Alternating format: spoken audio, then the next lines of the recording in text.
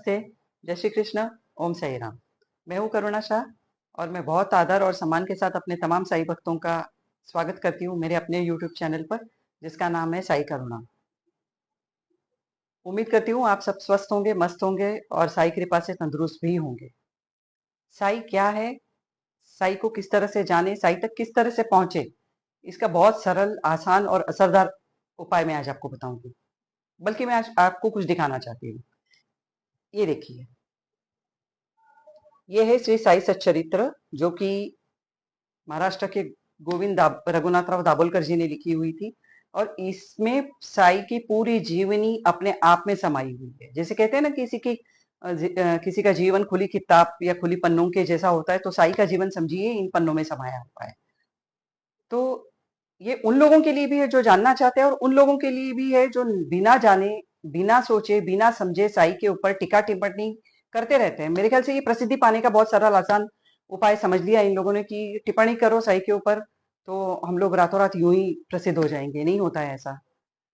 ये यही लोग होती है जो मैंने अपने पिछले वीडियो में भी आप लोगों के सामने ये मेंशन किया हुआ था कि कुछ लोगों का कहना है कि वेद मंत्रों के उच्चारण के साथ साई की मूर्ति कभी स्थापित नहीं की जाती है। इस वजह से इनका हिंदू देवी देवताओं के मंदिर में कोई स्थान नहीं होना चाहिए।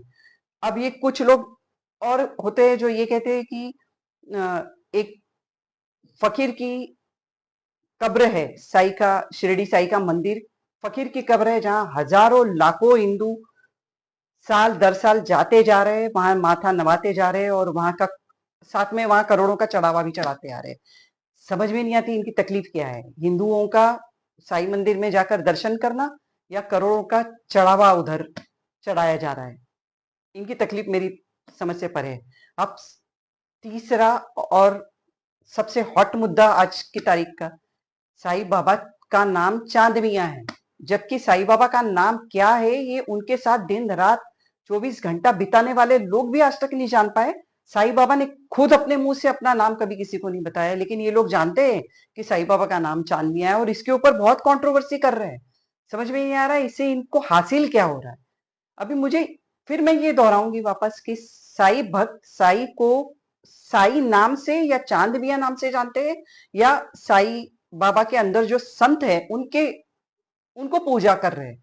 हम तो ईश्वर अवतार समझते हैं उनको। हम भक्त जो है बहुत गर्व से कहते हैं हम लोग हम साई भक्त हैं, और बहुत गर्व से ये मानते हैं कि वो ईश्वर है हमारे, और उनकी पूजा हम साई नाम की वजह से या चांद मियां के नाम की वजह से नहीं कर रहे हैं। अब वो चांद मियां भी होते तो हमारे लिए पूजनीय है, वो साई है तब भी हमारे लिए पूजनीय। साई बाबा का जन्म कहा जाता है 1838 का था। तो समझिए आप, कम से कम पौने 200 साल पुरानी बात होगी। तो अब जाकर साईं बाबा का नाम क्या था, इस विषय पर बात करने से बेहतर है नहीं कि आप उन्हें जाने, उनके बारे में समझे, उनको पहचानने की कोशिश तो कीजिए। उसके बाद इन सब टॉपिक्स पर आइए कि उनकी असलियत क्या थी। खैर छोड़िए, ये तो होता रहेगा। विरोधक भी होते हैं, मानने वालों की संख्या कितनी ज्यादा है, हम गौर उस बात पर करेंगे। अब मैंने बताया आपको कि इनको जानने का सबसे सरल तरीका ये ये जीवनी है उनकी। इसे आप पढ़ते जाइए, हर इसे करीब करीब रोज 5 लाइन्स भी आप इसकी पढ़ते हैं ना, तो दावे के साथ कहती हूँ 50 कदम आप साई की ओर चले जा रहे हो, और उतने ही करीब आप साई के जा रहे हो, और साई उतने करीब आपके आ रहे हैं। तो इस धर्म का बहुत गहरा महत्व है साई भक्तों के जीवन में, और इसका घर घर में होना लाजमी है, बहुत जरूरी है, ऐसा मैं कहती हूँ। इससे आपके धार्मिक, आध्यात्मिक, गौर कीजिएगा मेरी इस वर्ड पर, आर्थिक उन्नति भी बहुत संभव है। धार्मिक इसलिए क्योंकि इससे आप जान पाओगे कि धर्म के राह पर किस तरह से चला जाता है, धर्म होता क्या है, साईं बाबा ने धर्म क्या सिखाया। अब जितने भी संत हो गए हैं, इनकी कोई धर्म जाति नहीं थी। ये एक भागवत धर्म का पंथ के थे, भागवत धर्म को चलाया करते थे। और भागवत धर्म क्या कहलाता है कि भगवान का दिखाया हुआ मार्ग, उस पर आप चल रहे हो, वो होते भागवती। उन्हें कहा जाता है भागवत पंथ का अनुयायी, वो असली अनुयायी है। और साईं बाबा ने या अन्य संतों ने भी अपने तमाम भक्तों को या समाज को यही शिक्षा दी है कि भागवत धर्म पर चलो आप, मानवता और इंसानियत पर चलो आप। भक्त जो होते हैं ना, वो साईं बाबा को ईश्वर समझते हैं। हम मानते हैं कि साईं बाबा ईश्वर है। साईं बाबा ने कभी ये नहीं कहा था कि वे ईश्वर है। वो हमेशा यही कहा करते थे कि मैं ईश्वर का सेवक हूँ या मैं अल्लाह का बंदा हूँ। और उनका ये भी कहना था कि उनकी गुरुओं की उनके ऊपर बहुत कृपा थी, इस वजह से भक्तों के संकट दूर होते हैं और मेरे भक्तों का कल्याण होता है। श्रेय कभी साईं बाबा अपने ऊपर नहीं लेते थे। आज तक मैंने नहीं सुना कि साईं बाबा ने कभी कहा हो कि मेरी करनी ऐसी है जिसकी वजह से भक्तों का कल्याण हुआ है, या मैं ईश्वर हूँ, मैं अल्लाह हूँ। साईं बाबा ने कभी नहीं कहा। खैर छोड़िए। अब हम आते हैं साईं बाबा की असल जीवन के ऊपर, जो मैंने आपको बताया था कि साई सच्चरित्र में वर्णित है। दाभोलकर जी ने बहुत सुंदर वर्णन किया है उनके चरित्र का। धीरे धीरे हम एक एक करके उन सब बातों पे, उनकी कहानियों पे आते रहेंगे। तो शुरुआत ऐसी होती है कि एक नाना चौबदार करके शिरडी में एक गृहस्थ थे। इनकी मम्मी ने शुरू में, जब साईं बाबा 16 साल की उम्र में शिरडी में आए थे, उस वक्त साईं बाबा को देखा था। और उनका वर्णन ये था कि साईं बाबा अति सुंदर और तेज कांति के और बहुत तेजस्वी बालक थे, बहुत तेजस्वी बालक थे, बहुत सुंदर थे। उनकी शरीर यष्टि बहुत सुंदर थी और उनको देखते ही एक असाधारण सा व्यक्तिमत्व उनके अंदर नजर आता था। बहुत कम उम्र थी उनकी उस वक्त, लेकिन इतना कठिन तप वो किया करते थे। अधिकतर वो नीम का वृक्ष है, जो शिरडी जा चुके हैं वो जरूर उनके दर्शन के लिए गए होंगे। जहाँ उनका गुरु स्थान है, वो नीम का पेड़ जो है, उसके नीचे साईं बाबा अक्सर आपको देखने मिलते थे उस वक्त लोगों को। वहां रहकर वो कठिन तप किया करते थे। आसपास के दिन दहाड़े वो आसपास के जो जंगल होते हैं उनमें कहीं जाकर अब तपश्चर्या के लिए बैठे रहते थे। शाम हुई फिर वापस शिरडी आ जाया करते थे। और उस वक्त ये पूरी शिरडी गांव का जो कचरा घर था, उसके करीब और उसके समीप जाकर साईं बाबा रात को सोया करते थे, क्योंकि उनके पास ना कोई घर था, ना कोई था ऐसा जो उन्हें सहारा दे सके, आसरा दे सके। धीरे धीरे उनके ध्यान में एक मस्जिद आई, टूटी फूटी मस्जिद थी, काफी प्राचीन और पुरातन मस्जिद थी, टूट चुकी थी। उसमें न छत थी, न दीवारें थी। नीचे की जमीन जो थी वो उबड़ खाबड़ थी, ऊंची नीची थी, जिस पर बैठा भी ना जा सके।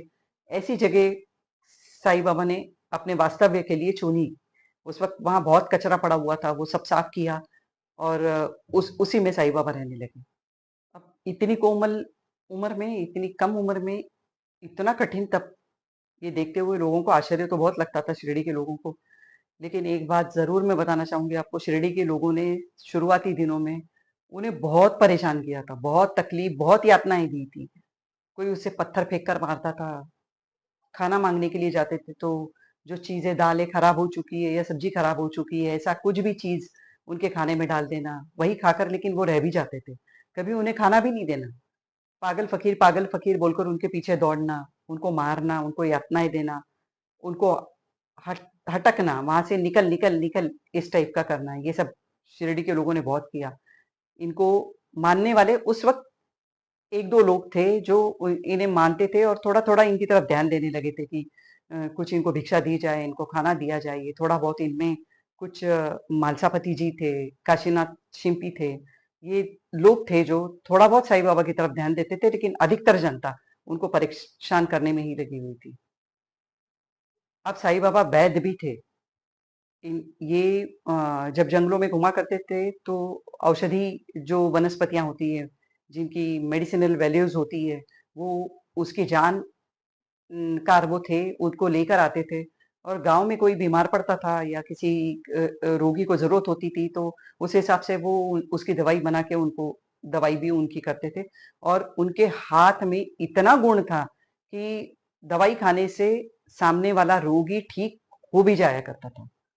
पर धीरे धीरे इन्होंने ये दवाई देना भी कम कर दिया। ये दाभोलकर जी जो मैंने अभी आपको साई सच्चरित्र दिखाया, इनके लेखक को उन्होंने एक दिन कहा था कि अण्णा, मैं भी शुरू में दवाई दिया करता था, पर धीरे धीरे मैंने ये बंद कर दिया और हरी हरी करने लगा और मुझे हरी मिल भी गए। अब मैं ये वीडियो यहीं स्टॉप कर देती हूँ और अगले वीडियो में जल्दी मिल रही हूँ आपसे, इसका पार्ट 2 लेकर, जिसमें मैं आपको साई धुनी और साई की उदी की चमत्कारी शक्तियों के बारे में बताती जाऊंगी।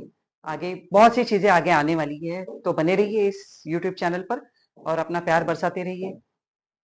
लाइक शेयर सब्सक्राइब करना बिल्कुल ना भूलें और कमेंट सेक्शन में जाके ओम साई राम ज़रूर लिखिए। ओम साई राम।